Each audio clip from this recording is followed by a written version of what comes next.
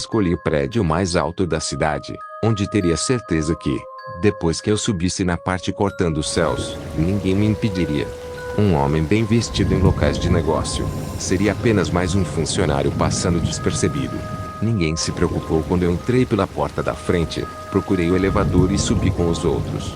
Nem sequer olharam dentro dos meus olhos e perceberam o quanto eu estava desconcertado. Saí logo em seguida, entrei no escritório acima dos outros, coloquei, na porta, em minhas costas, uma cadeira, impossibilitando que alguém entrasse facilmente, e abri a janela.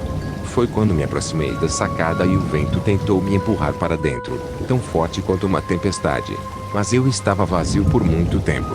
Examinei as movimentações embaixo, e todos pareciam formigas.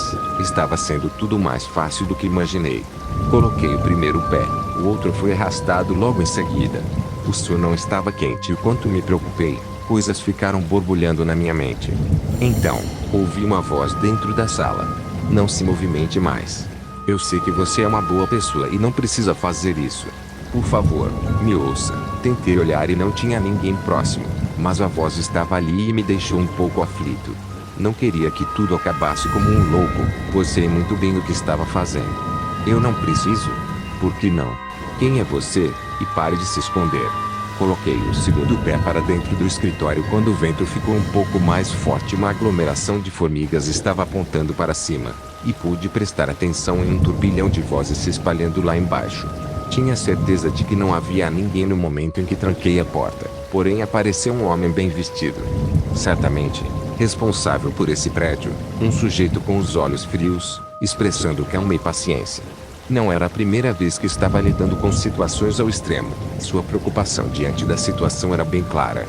Levantou suas mãos e parecia controlar os meus nervos da forma que tentava amenizar o que eu estava passando. Em contrapartida, aquele timbre ficava estremecendo e comunicando-se como se fosse um megafone baixo. Não consigo ver pessoas tristes fazendo besteira, disse ele, com tanta aflição e desgosto no seu rosto, que me deixou um pouco comovido. Coloquei outro pé para dentro, mas, quando ele percebeu que eu estava distante, novamente voltei para a sacada, e ele parou de caminhar em minha direção. A forma lenta e calculista interrompeu a maneira que estava rastejando o seu corpo em minha direção.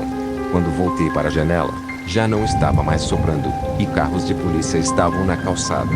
A porta começou a sacudir distante de nós dois, e ele recorreu a apelar falando sobre os meus filhos, a minha esposa, fixando na aliança no meu dedo e dizendo que as pessoas precisavam de mim, apesar dos momentos ruins.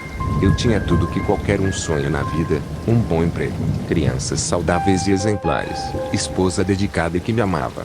Observando suas palavras, me senti péssimo, como se eu nunca estivesse valorizado tudo o que eu tive na vida, que foi suficiente, apenas reclamando.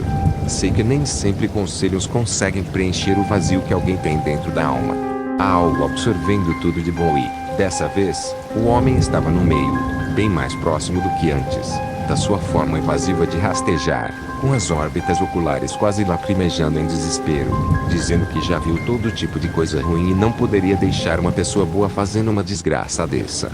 A maneira que dizia, parecia me conhecer talvez melhor do que eu mesmo. Apesar dos esforços desse cara, eu estava pronto. Foi muito bom criar esperanças. Ouvi palavras de alguém que se importou com os meus sentimentos e tentou saber o que eu estava passando e o que me atormenta no momento. Quando percebeu que quase o meu corpo todo estava para fora do escritório, expôs que provaria, vozes gritando em sua garganta aparentemente no último esforço restante, me pediu para fechar os olhos por um segundo. Disse que era a única coisa que desejava de mim. Sentindo compaixão por seu desespero frustrante, eu o fiz. Seja lá o que esse homem já passou, suas palavras eram como se fosse o melhor psiquiatra do mundo e tentou dizer o quanto a minha família se perderia depois que eu fizesse isso. A minha mulher não iria superar, os meus parentes não suportariam, e eu perderia tudo que construí.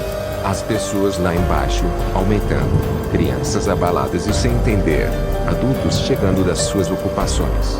Seria um trauma ver um corpo destruído na calçada. Pode criar, no escuro da mente, coisas pavorosas que minha escolha errada causaria na vida dos outros, um terror chocante e verdadeiro. A cadeira, eu já não estava mais suportando as investidas do outro lado e, antes que a porta fosse arrebentada por outras pessoas preocupadas comigo, aquele homem me salvou.